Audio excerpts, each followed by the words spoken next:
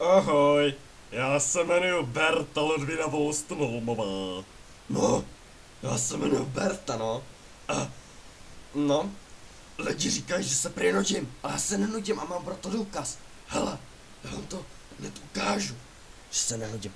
Já se dokážu zabavit a dokážu zabavit ty své okolí. Ale ten mikrofon mám tak píchat do špeku. No, hele, sledujte. Hele, kdo umí tady to? Já mám talent. Já mám talent. Vidíte? Ty vole, já se asi pobleju. Moc čokolády. Do píči. Mi tady padají knížky, vidíte? Hele, já to ukážu. Vidíte? Tady spadly knížky. No, teď prdeli tady to. Já musím to sbírat. No. Floreta je furt na dovolení, víte? No, Floreta je na dovolení. Takže já tady nemám co dělat, protože jsou prázdniny, víte?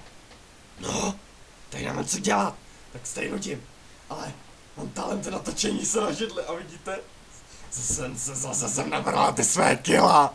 No, já se ještě trošku zatočím, jo? Jestli to nebude vadit.